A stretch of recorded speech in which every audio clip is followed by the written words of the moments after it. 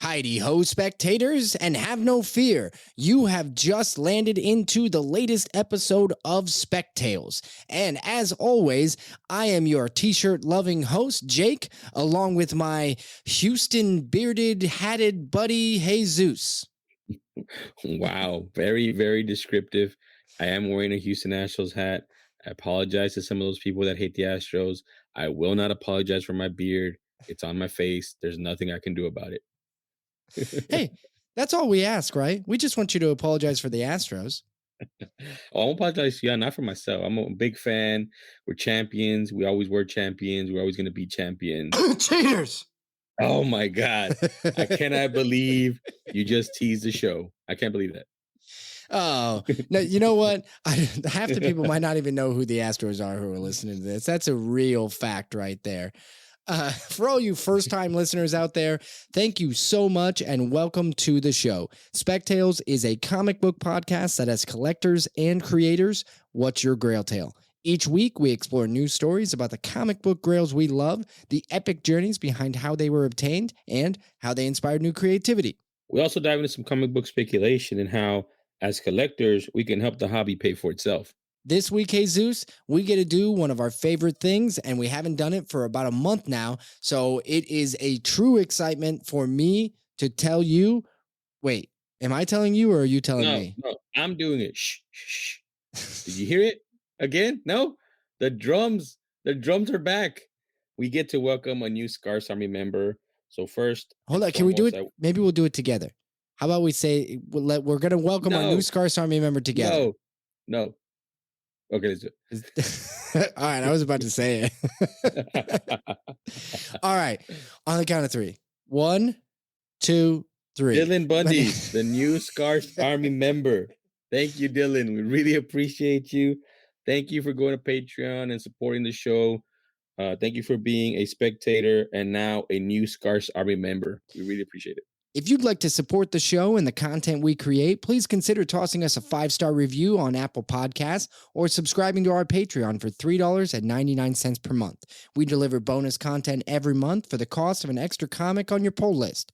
Check out the link in the show notes or search Spectales Podcast over on patreon.com. So you can go check that out, but no need if you're not interested in that. We have a great show coming up for you this week, don't we, Jesus? Yes, it's a listener submitted Grail tale. It's another one of our favorites. We love doing these. Yeah, it's always incredible when we get a really fun story sent to us from a listener, and I cannot help but be excited about sharing this particular one because I think it's something everybody out there can learn from, just like our listener did when he lived it. Yeah, it's definitely, I think, somewhat of a learning experience, but it's also, it's just cool, man. It's just a cool story. Yeah, exactly right. Speaking of a cool story, why don't we get to that story? How about we get moving on this episode, huh? Let's do it. So never powerbomb a goat on any random Tuesday, and don't forget to check your grandmother's sock drawer for hidden treasures. This is episode 49. This is a conspiracy. That's what this is. Just begging to course its way through your veins. Let's just for a moment speculate, shall we?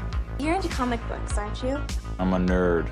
But you do like comic books. Comic books aren't just for sad nerds anymore.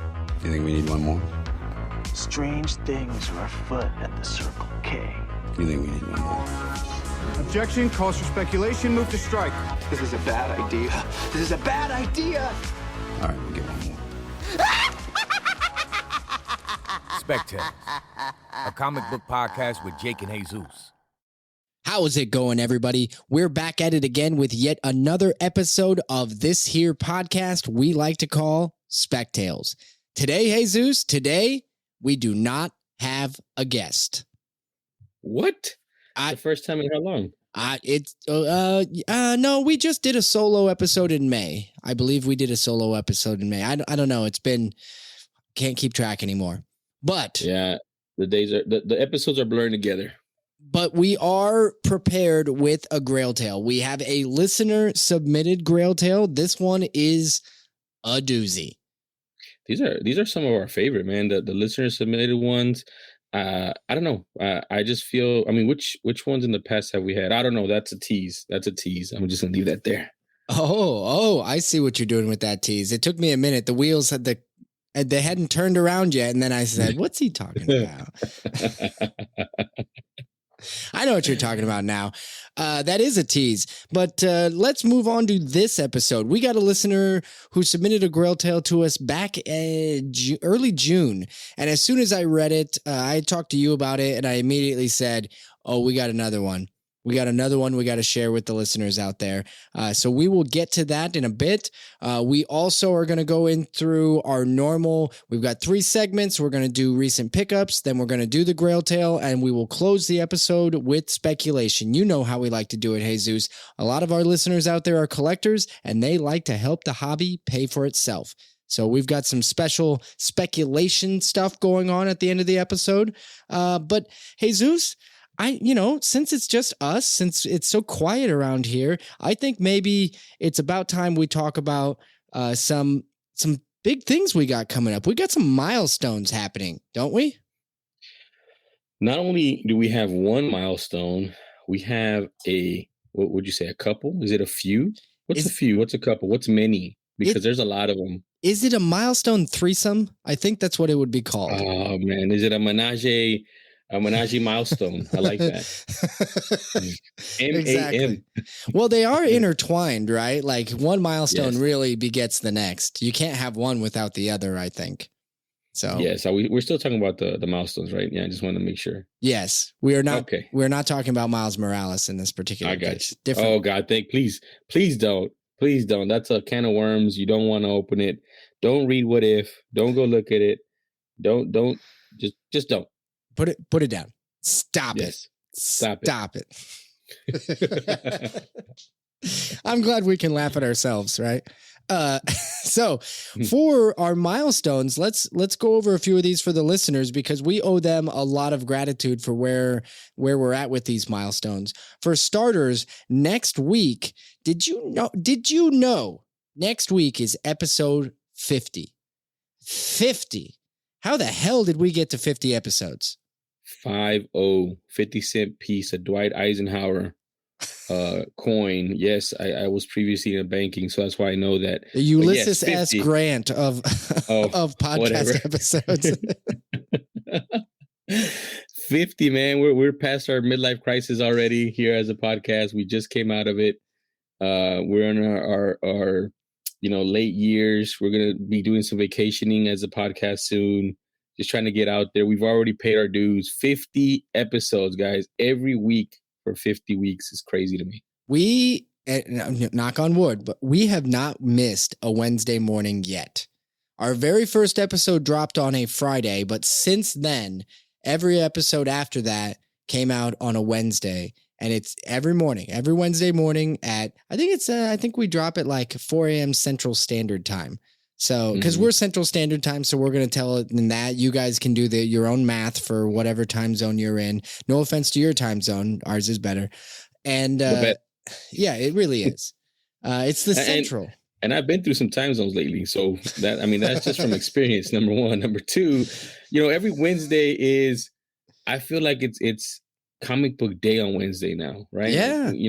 Episodes drop. You get to go get your pull list, go read some comic books.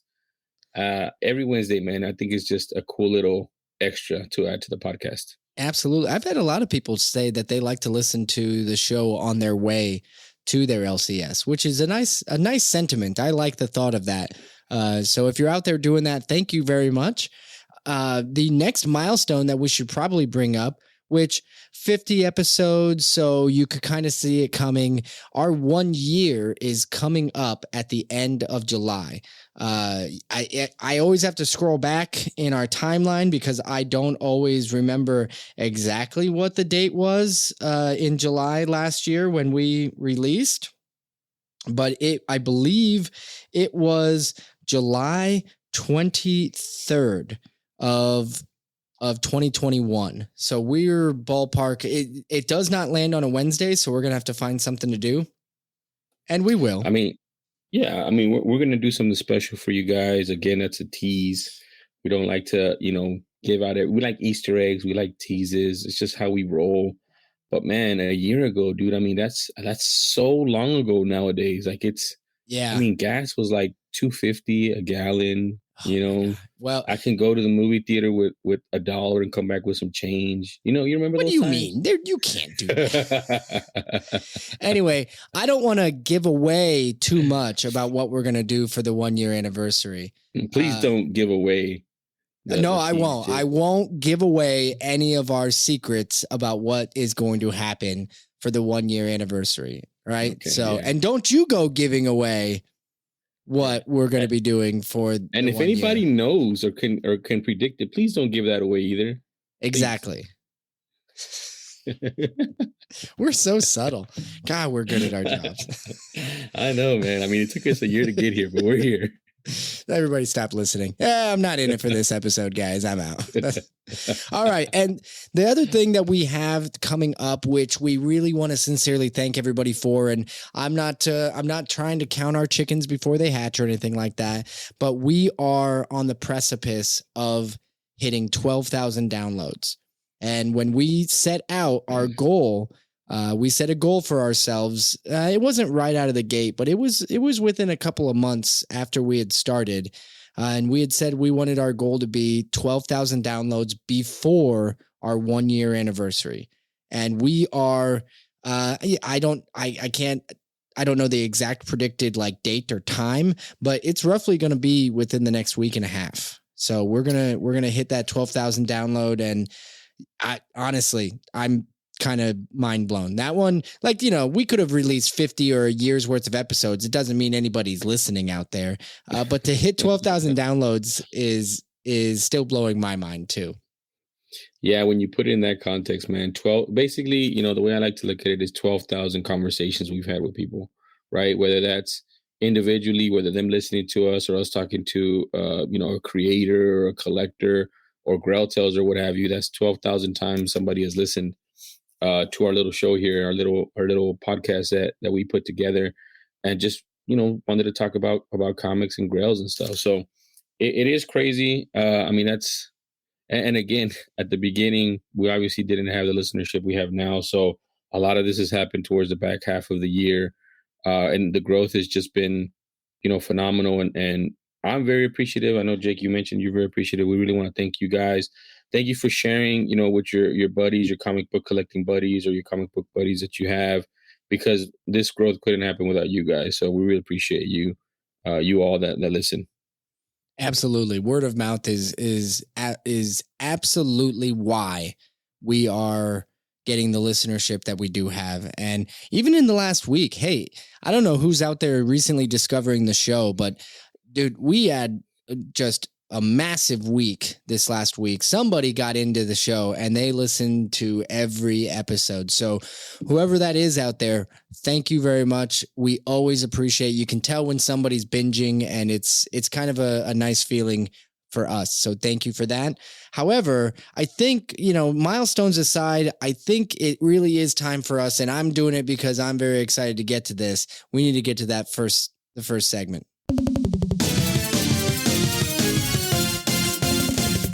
Recent pickups. The recent pickups segment. That's right. Now, Jesus, I've got something I'm pretty damn excited about for this, so I'm going to let you go first. All right, man. I'll let you, you know, steal my thunder after I have some pretty awesome recent pickups. I want to talk about this, and I think we mentioned this on the podcast a couple weeks ago, maybe longer. The recent, what is this? Do a Powerbomb. Daniel Warren Johnson. We talked about him with Murder Falcon before. People, I mean, it's a cult following for that. His artwork is very unique. It's very stylized to him. You can kind of tell when it's him, not in a bad way, in a great way, right? So I picked up Dual Powerbomb number 1 and a variant for number 1, which is also awesome. But I also wanted to talk a little bit in depth about this. I'm picking up for spec as well because it's number 1. It's pretty cool so far. It alludes to supernatural stuff here on the cover with some skulls in the front. Yep. But it's based around wrestling, right? So it's a wrestling story. And so, you know, I read this. I thought it was cool. I want to read the next one.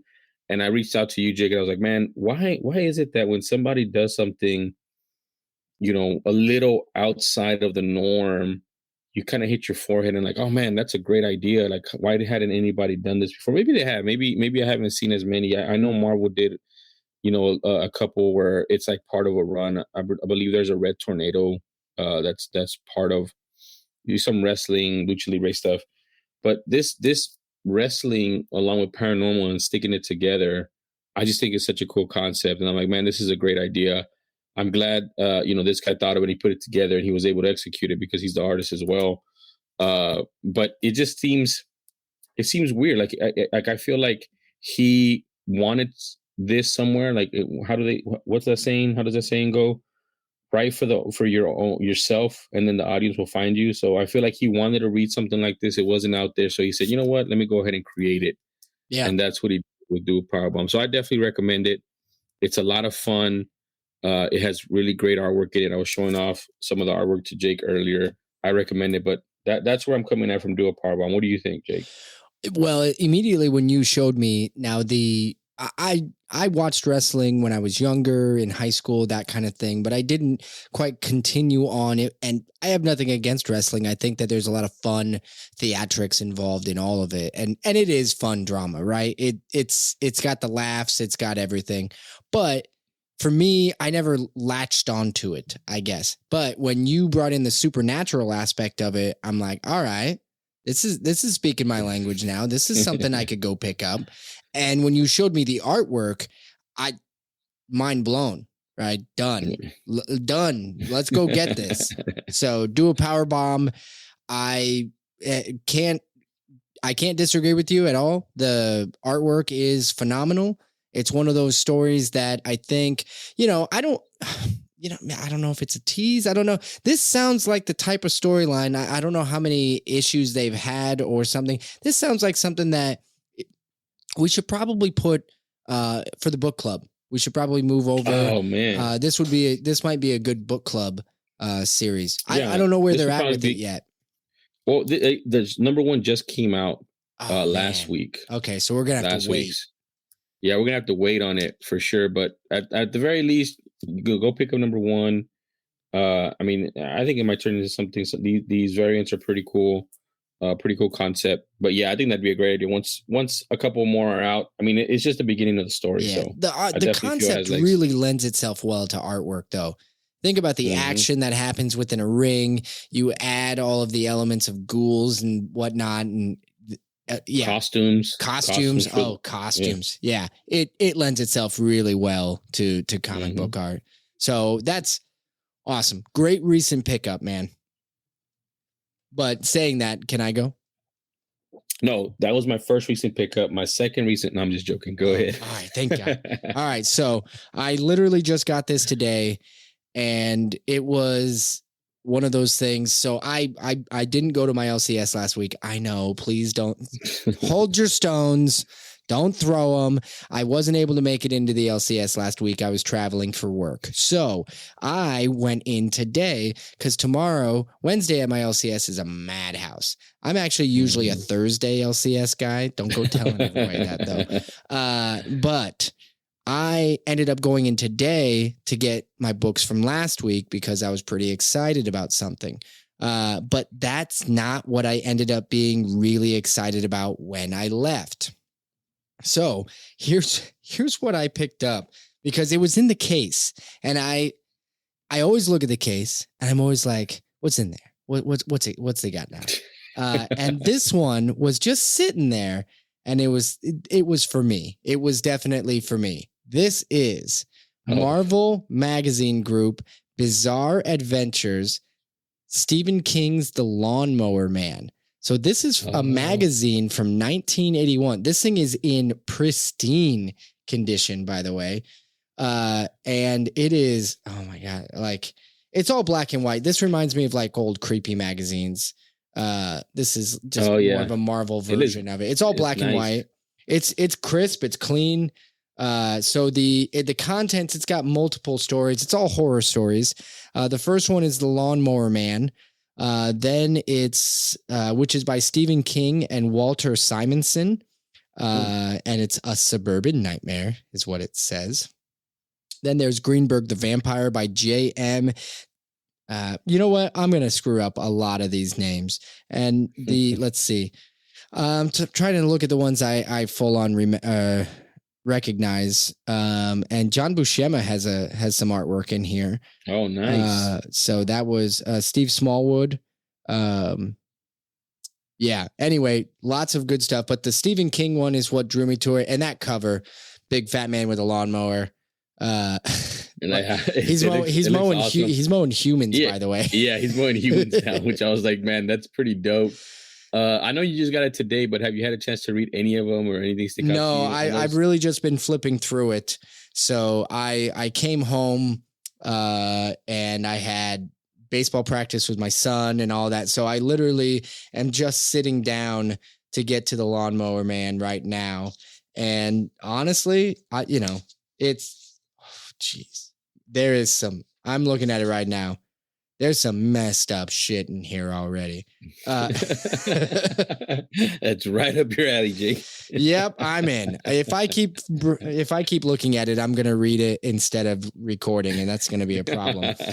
But I'm telling you, I said it before, and I'm not even lying. My LCS owner, he got that book in, and he said, I know exactly who's going to buy this. He put it in the case and just waited. I got that book for $8. Oh man. So he set the trap.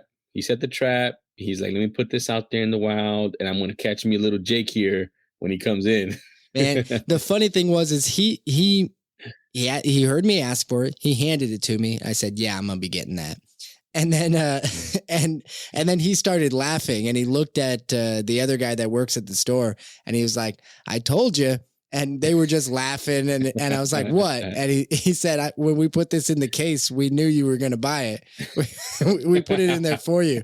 I was like, oh gosh, dang it. I got to stop going to that LCS apparently.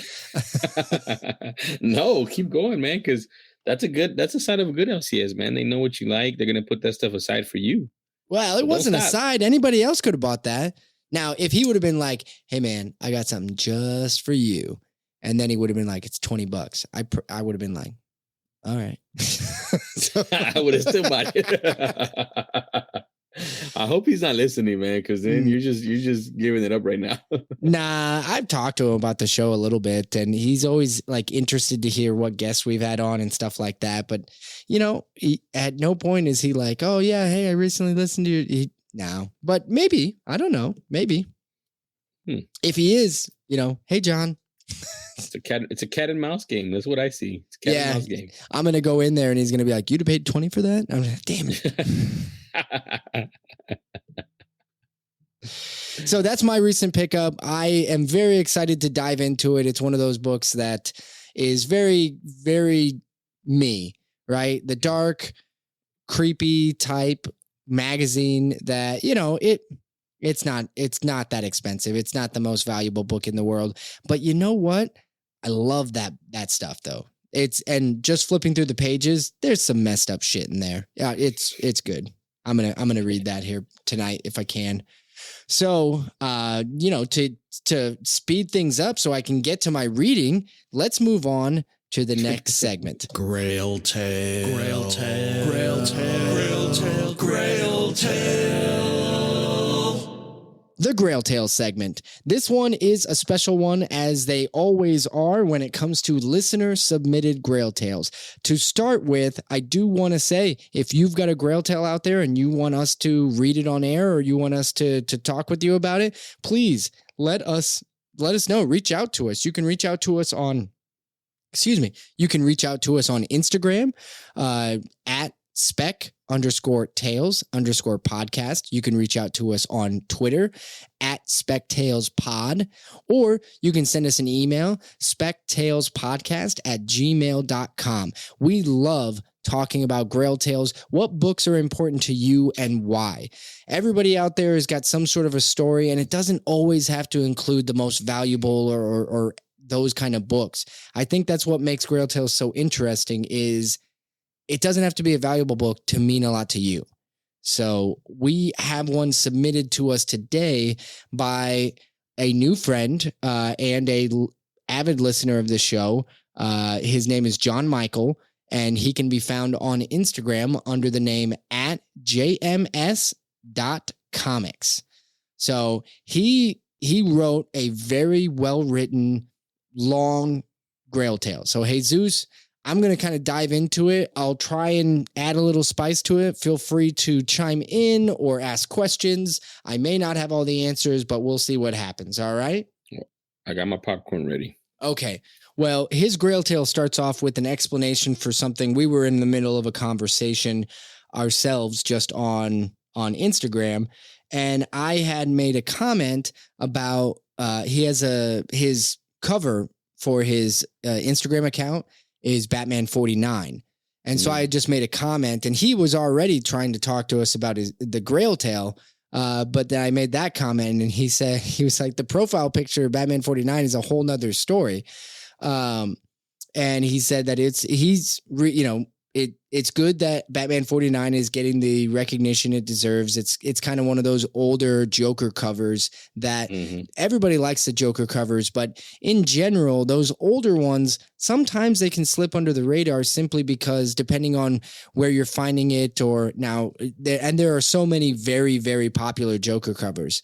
The fun thing is it's now turning into, it's a Golden Age Joker cover now is lights out expensive. So they're all just going nuts. The one with the skinny chin, right? Yes, I believe this is the one. It's where he's a genie. Yeah. But that era of Joker is like, I think they call it the skinny chin Joker. Oh yeah, skinny chin. It's like real exaggerated, you know? Yeah, exactly. And this one particular has the Joker as a genie on it. And so he says, I chose it as my profile picture because upon opening my dad's chest, and by chest he means like a treasure chest kind of thing. Not alien, like not alien. Yeah, no, not chest burst. So that's a callback to floppies, by the way. But go ahead. Of course it was. So upon opening my dad's chest, and he go in parentheses, that was his dad's chest from across the ocean in the war. So this is a family heirloom of sorts. Was the remainder of his dad's comics inside, which he brought and read when our friend John Michael was a child, and then his father passed him to him.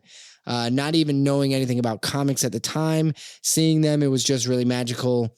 And Batman 49 was one of his favorites. So this isn't even the Grail tale. This is just the story behind his cover art for his account. Wow. Come on.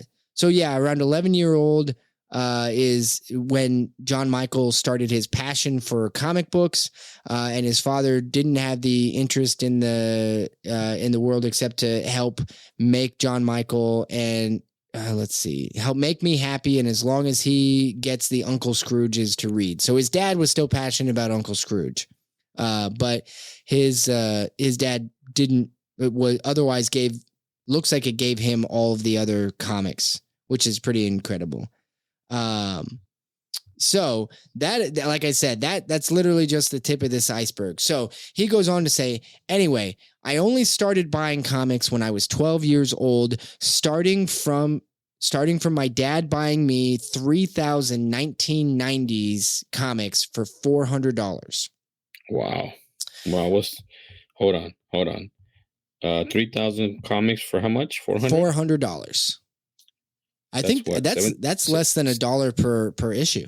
It's like 75 cents. Is it per issue? Right? Something 13 cents. It's I don't know. My math hasn't always been the greatest. Well, we could probably just do it. Wait, hold on a sec. 400 divided by 3,000. I don't know. Maybe we shouldn't. Yeah, 13.3. It's 13. Yeah, 13 cents. Okay. All you mathematicians out there, please go ahead and send us the answer to that riddle. And he said, we didn't understand the market then, so we, of course, were overwhelmed by worthless comics, quote unquote, worthless comics. However, it was the Kickstarter up until the time The Grail story begins. I had just made my Instagram business account, and outside of that, only sold through local city yard sales event in Eureka Springs, Arkansas. So John Michael was looking to rent some boots at local antique stores. He said, that being said, I still did not have much experience in the comic book world, and neither did my dad, his dad. We just knew of it. We didn't even know what CGC was. Okay, so he's green. He's green at this point. The story begins when I was around 16 or 17. After posting one of my custom printed Wanted comics paper ads on the Hart's grocery store bulletin board. So he's putting out Wanted for comic books on grocery store boards. I mean, this is like, that's pretty cool. I don't know about you. I mean, that's not a bad ground game, by the way. Got a call. It's very local. Got a call from an old man looking to sell Captain Marvel comics. After we scheduled the meeting, we asked for more information and, about the comics. As it turns out, the old man said it was Whiz Comics #2, aka issue #1, February 1940, first appearance of Captain Marvel, also known as Shazam. Okay, so that's a big book. Hold on, is it #2 or #1? Okay, Whiz Comics #2. And then he says, aka issue #1, February 1940, first appearance of Captain Marvel. Yeah, so I don't know why he put #2, because it's coming up as #1, February 1940, Whiz Comics, the 10-cent cover.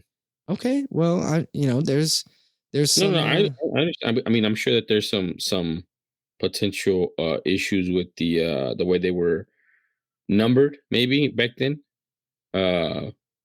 But the first appearance of Captain Marvel, later renamed to Shazam, is Whiz Comics #1 from February 1940. So all that is aligning up. So go ahead.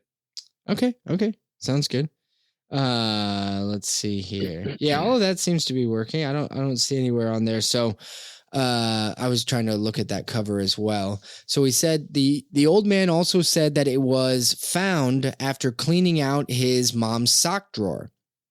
When we met up with him at his home, he presented the book to Dad and I, or in this case, John Michael's dad and he, and it seemed to be in great shape, being preserved under his mom's socks for 80 years. He said, in memory, it was in the fine, very fine range. He said, but memories like this can highlight it better than it really was. So who knows what grade it really was. So as we were flipping through the pages, yes, it was raw, which I assume, I don't think grandmother would have had it slabbed by any means. We knew that we would never see this book again. Even with that being said, though, my dad offered him $400 as we were leaving. And he said, to explain, I was a kid with no job that had little to no value or understanding of money. I was just reselling for fun at the time as a hobby for my hobby. So at a young age, he was already trying to help the hobby pay for itself. Pretty much. And just enjoying it and enjoying the comic community. Yep. So he said, we also didn't come across rare books at any point. So a holy grail would be no different to us with our limited newbie knowledge. Oh, newbie's not going to like that at all. Newbie out here messing everybody's, knowledge up. And newbie knowledge. That might be that might stick. That one might stick. Newbie knowledge. I didn't write that newbie. That's already in here. Limited newbie knowledge as any other golden age or silver age book would have been back then. We understand it was rare, but when never encountering rare books, it is difficult to understand what it really means. And so he was stating that my dad had no business buying his son a singular comic book for even half of that money. So it would have just killed him, apparently. Everyone in my family didn't exactly understand or respect the business like they do now, and we would have both been killed. Not literally, of course. But I can understand that, right? You go back a little bit and you think, like for you, like the first time my wife realized that comic books had a significant value, right? Hundreds, if not thousands of dollars. It was funny because I remember, trying to explain this and be like, yeah, but nobody actually pays that money. And then I'd be like, no, literally people buy books all the time. Mm-hmm. And I'll be like, oh, I just sold this for whatever. I'm trying to think of the last one. Maybe that would be a good example. I had sold last year during the height of the Kang craziness, right? I had two Avenger 8s. I had them. And I sold one, which was a 5. I got it graded and it was a 5.0. And that book sold for almost $2,000. And I think I paid $200 for it, something in that ballpark. That's what in the biz, that's what we call a home run. And Jesus, you would know about those, right? Maybe. Oh, I know all about those, man. Oh, good. I'm glad. So, but when I told her that, she was like, "You got any more?" Like, no, that's not how it works. I guess not a home run hitting. It's not a home run hitting factory here. Yeah, exactly. Just be happy I hit it once. Let's move on. Okay, so he goes on to say, suffice to say, we did not understand the gravity of the situation, and we currently respect it how it deserves to be respected now. Since then, we have never forgotten about it and will always cherish the event, even though we realize we don't have it in our hands because of how ignorant we were. We would call back the same old man or somehow get a hold of him again to appropriately compensate him with our now appropriate level of knowledge and respect, but neither of us have anything left of him anymore except for the memory. So they have no way to contact this individual, and they seemingly regret not being able to adequately try to pay for the book. It's incredible that I appreciate that John Michael, understands just how big of a book that was. The rarity, like that book in that grade, even if it was half that grade. Yeah, let's just talk about that right now, right? This Whiz Comics number 1, 1940, right? So you're talking about, 82 years old at this point, right? I don't know how old it was, but it was going to be probably in its 60 years old at that point. Yep. Right now, that book, low end, you're looking at like 30, 35,000. High end, you're looking at about 300,000. For the higher grade. Yeah, for the highest grade, you're looking at about 300. So maybe for a fine, very fine, right? You're looking at probably, I don't know, 80? 80 to 100. I mean, he might have had some rose-colored glasses on with regards to the memory, and that's understandable, right? You always remember, I would imagine, if I had been standing in front of a book that big and then looking back years later, saying to yourself, oh man, that's like Uncle Rico, right? I bet you I could throw a football over those mountains right now. Like you just, we would have won state. We would have won state. No doubt in my mind. Right. That could have been a contender. Yeah, exactly. So, but it's true, man. Like, the thing about it too is the knowledge piece that wasn't there at the time, and then gaining that knowledge afterwards. It's like this big realization. Like I would imagine for me, it would be AF-15 or maybe even, the Batman one or Action Comics one, which Action Comics is too known, but maybe a little bit more obscure, like a Batman one, and you just have it in your hands and it's important. You don't know why, but it's a Batman, it's a key issue. Let me give you, $500 for it. And then later on realizing that it's a ghost. It's so hard to find in the wild like this, raw, under people's socks, grandmother's socks. Like, oh man, these stories. I'm glad we're able to tell this story. Thank you for submitting it. It's John Michael, right? John Michael. John Michael. Yep. Yeah. Thank you for submitting it, because if not, it'd be lost to the ether. But it's such a cool story. Like, again, even though you didn't, end up, acquiring this big Grail, this awesome Grail, and even, more what is it called? But there's so much learning, right? There's so much learning to have happened here. You know what? Here's a really good example of a book that may not be so obvious to everybody, especially for people who are not collectors, right? It's just found in some old lady's underwear drawer, and you're not a collector and you don't know specifically what to look for, but you could see that it's an old book. If I told you Detective Comics 58, would you know immediately offhand what that is? Is it Clayface? No, it's not. Which one is it? So Detective Comics 58, or 58, is the first appearance of the Penguin. And it's an early book. I mean, this thing was printed in 1941, so almost as old as this Whiz Comics. But the thing is the Penguin does not make an appearance on the front cover. So it's Batman and Robin on the cover. And so you could see this thing and say, I know this is an old book. I know it's an old classic Batman book. And there has to be anything that old.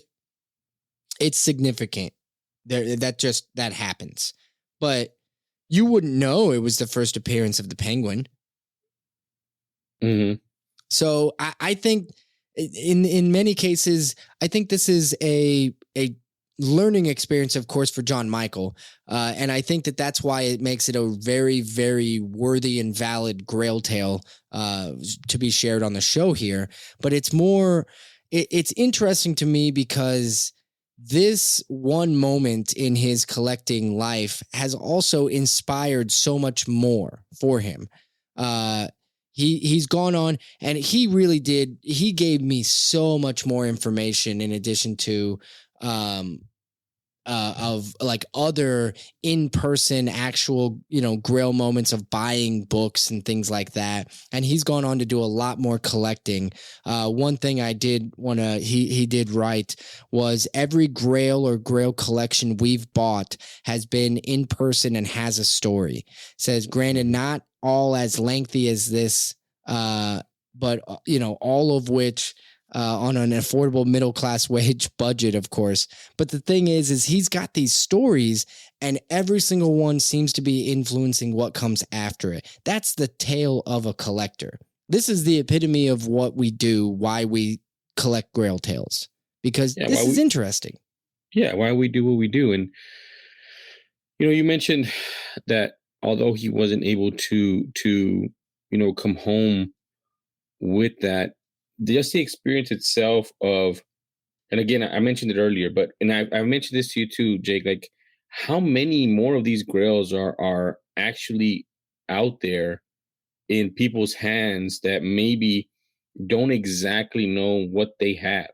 Like they know it's an old book, like that man knew it's an old book, but to be selling it to a kid and his dad, he doesn't really know what that is. That book, that's an investor type book, right? Like that book should be at an auction. I mean, not should be, but if somebody knows what it is, they're probably going to put it up for auction. They're probably going to put it at an auction house. They're probably going to get it graded.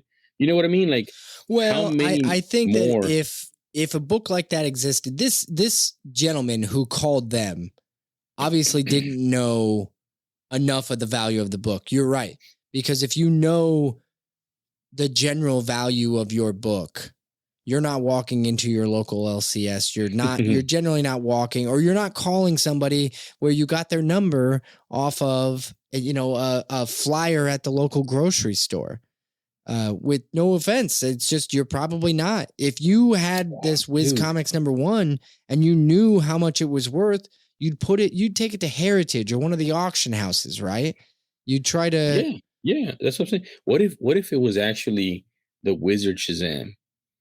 And if he would have known that was Shazam, that book, he would have given him the powers of Shazam. That was a test.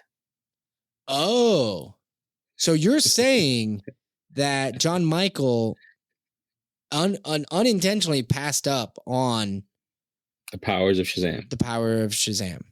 I mean, think about it. The old man disappeared. He's gone. Oh, he did poof. Well, we've probably just made John Michael depressed now. He's now sitting there saying, "Son of a bitch, he was right." Yep. Well, unfortunately, John Michael, we wish you could go back in time and get the powers of Shazam. But we are extremely grateful for you sharing this story with us and allowing us to share it with the rest of our listeners. And we will hopefully, be contacting you and continuing to tell the stories between us. We'd love to hear more of your tales. It was a lot of fun getting to know you through this story, and hopefully we can continue talking. So thank you. Yes, thank you. Thank you very much. All right. That said, I think that means it's time for us to move along to the final segment of our show.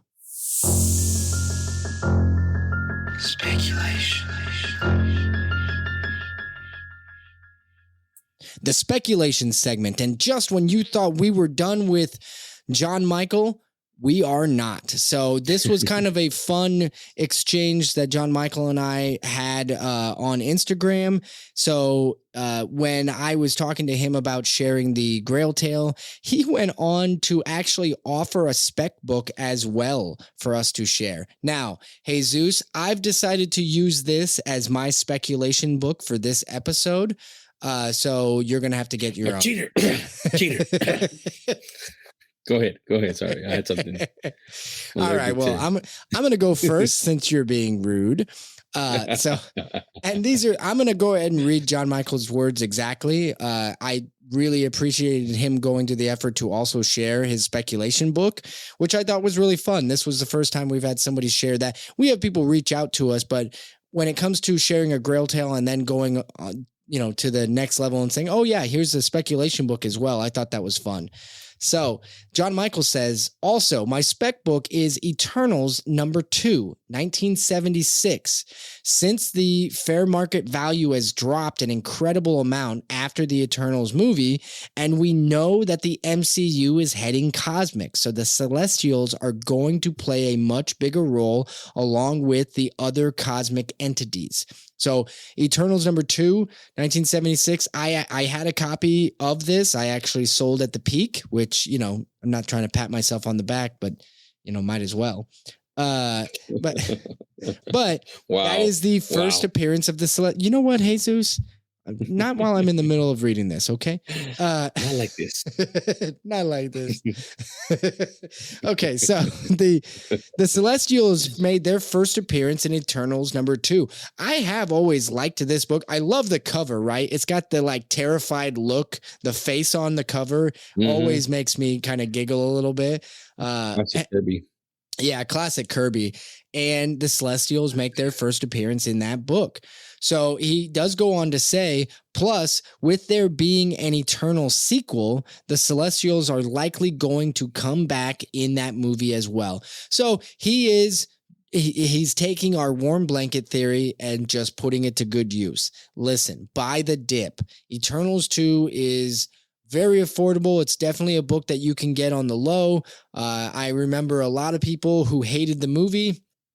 They were almost burning these books. They were like, no more. They were just like, they'd rather see the books burn than see anybody else buy them. They were just done with the Eternals. You would have thought that Disney and Marvel had just ripped the hearts out of people when they came out with that movie. And it wasn't, I didn't love the movie. I didn't think it was that bad. It just wasn't on par with a lot of the MCU we've seen. I mean, I would also say it's a changing of the guard, I guess, in the MCU as far as the different style movies that are coming out or that have been coming out, right? Like they're I don't know, they're just pushing a lot of their themes, right? Like compared to where it was before. But yeah, I agree, man. This is a great spec book. It is low right now, but I'm looking at some of these right now and seeing, what does a 9.8 go for? I mean, 9.8s are going for $800. Dang. So I know one sold The last number 2 9.8 on eBay sold on April 10th for $695. Okay. So I'm just thinking that that's higher than the one in March sold for $455. So it looks like it's coming back up, at least on the graded side. But if you can find, I mean, you can find these raw. You can find these raw and high grade, and you have time to press and clean and get them graded before the second movie comes out. That's what I will be doing. So thank you for that spec. I'm definitely gonna be picking up some more, even though I already have some that I was not able to sell at the peak, Jake. Thank you very much for rubbing it in. Well, I'm sorry to hear that. No, I'm not. Are you? Are you, Jake? No, I'm not. Yeah, no, I thought it was a good one. I think that it's a smart move, and it's kind of one of those things that it's a good time to buy because everybody else is looking somewhere else. That's right. All right, John Michael, once again, thank you so much. You provided a lot of great content for this episode, and we really do appreciate that. Jesus, you are up next for your speculation book. All right, man, I got a lot going on with the speculation. This was a lot of thought processes and iterations, and it boils down to goat. Now, what do I mean by goat? Not the animal goat, Jake. Come on now. This is not a Nebraska farming podcast. Wait, are you talking about LeBron James? I'm talking about goats with an S. Goats. Plural. Right? As a great Jay-Z, a goat himself once said, you can call me whatever you want. Tyson, Jordan, Jackson, all Michaels. And then I think they added Phelps later on too. But I'm talking about the first appearance of Michael Jackson, right? We're in the nostalgia age. It's all about nostalgia. Okay. It's all about the things that we grew up with. And again, I'm not talking about his character as a person. I'm talking about, people still love the music, Thriller, King of Pop, all that stuff. His first appearance in a cover and comic book is Amazing Heroes number 117 from 1987, I believe. 1986 or 1987. Okay? So that's the first one. Okay. That's the first thing. That book right now is going for raw anywhere between, I don't know, max $25, max $30, right? High grade, you can get it $35. And this is the name of it is Amazing Hero 17, and it's the cover art featuring Michael Jackson as Captain EO, a 3D science fiction film shown at Disney parks in the 1980s. This is from 1987, January, 1987. All right? Okay. So it's rare. It has him on the cover, and it's super cheap right now for what it is. The first appearance of Michael Jackson in a comic book, right? Which is also has a ties to Disney and Marvel now because Marvel is owned by Disney. So that's the first piece of it. The second piece of it, I mentioned Tyson and Jordan. So I did a little bit of research, and I could not find the first appearance of Mike Tyson or Michael Jordan in comic books, whether in a cartoon form, whether in a real form, whether whatever you want to call it, Space Jam, I don't even know. I couldn't find anything on it.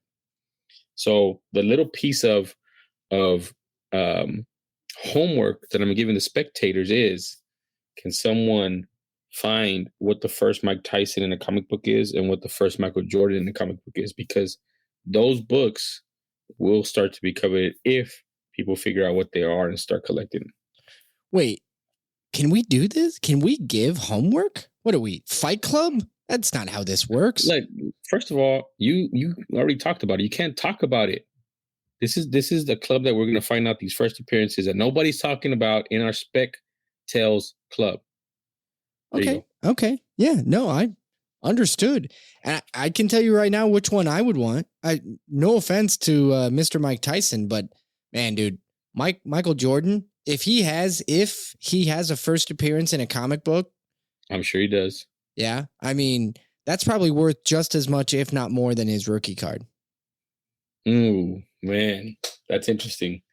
And second of all, how dare you say that about Mike Tyson, man? I mean, there's only one of those that can punch you into like another dimension, and it's not Michael Jordan or Michael Jackson. So, Maybe so. You know what? Back in the 90s, I guarantee they made their way into comic books. They had to have, right? well, I was comic looking books. at, There was like, a huge boom. well, yeah, I remember one of our friends of the show, I forgot who it was, that did a was it 10 Cent Takes that did Super Pro? Remember Super Pro? 10 Cent Takes did Super Pro. They did a whole So, episode on it. It was awesome. I mean, if that's the NFL, right? The Marvel did that with the NFL in 1992, but I couldn't really find anything for basketball. And I know there was cartoons. I was know going to for a say, fact- remember what was that All-Stars show or whatever where it had Michael Jordan, Wayne Gretzky, and Bo Jackson? Yeah. That one was cool too. I don't know what it was, but let me hold on. Give me a second while I look this up. You doing research on the show? Yes. Who's going to fill the void of time while you're looking down at your phone? I guess it's not me. I guess it's me, apparently. It's called Pro Stars from 1991. Oh, nice. I used to watch Michael Jordan, Bo Jackson, Wayne Gretzky. 13 episodes. Man, for some reason I remember it going for years, but apparently not. Apparently, not enough people are watching it. This is what I'm talking about. Rose-colored glasses, man. Mm-hmm. Let me see. You think there was a Pro Stars comic book? There might have been. It is unfortunate though. Now my childhood is being ruined. I am now finding out that Michael Jordan, Wayne Gretzky, and Bo Jackson did not voice their characters on Pro Stars. That sound you hear, guys, is Jake's youth and heart being crushed right now. Yeah, it just crushed. Unfortunate. How unfortunate. Oh well. I guess it could be worse. It could be. Well, so there might be that would be my first thought. And speaking of 10 Cent Takes, Mike over at 10 Cent Takes, this is his kind of garbage, right? Like he says himself that he goes after just the trashiest of 90s trash. Uh-oh. I found something. No, you did not. Yes, I did. Pro Stars comic book from 1991. It's called MB Comics, Saturday Morning Comics. Hey kids, NBC's new shows are here. I guess it's like to push their shows. Well, of course. And I want it. I want it. And it's $1,500, our best offer. What? Is this the first appearance? If it's a first appearance. I don't know, man. That's a cool looking book. Damn it. That's my spec, guys. I did it again. Well, still, we have no proof that is the first appearance of Michael Jordan in comics. I mean, it would probably be Michael Jordan, Bo Jackson, and Wayne Gretzky. Just saying. If it was the first appearance of all three of them, good night. That thing's worth, man, like $1,500. If it's in mint condition, 9.8. If it's not 9.8, that's like $1. I mean, there's somebody asking $1,500. This guy's asking $17.50. How about that? Hey, that seems a little bit more reasonable. That other guy might be a little high. It's okay. So it's Harvey Comics, NBC, NB Comics. Oh, yeah. The C is for NBC. NB. Yeah, I get it. Yeah. And they were trying to be clever. That seems more confusing than anything. All right. Well, I think it's a good speculation. I would like to hear what the listeners have to say about Michael Jordan's first appearance in comic books. Does anybody else have any other thoughts? Does anybody else know about a comic book maybe in the 80s? He was a big deal in the 80s as well. We forget about the 80s, but he was huge. So, maybe he made an appearance somewhere. It might be in some real obscure book or something like that. Maybe not obscure at all, and we just don't know it. So if you've got an answer for us out there, please let us know.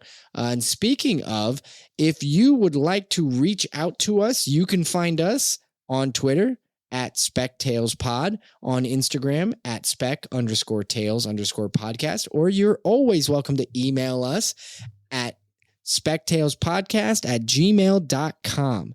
That is going to do it for episode 49. When you hear from us again, it is going to be episode 50. Somehow we made it to 50, or at least we're about to. Come back and see us next week. Everybody, have a good week. We'll have cake.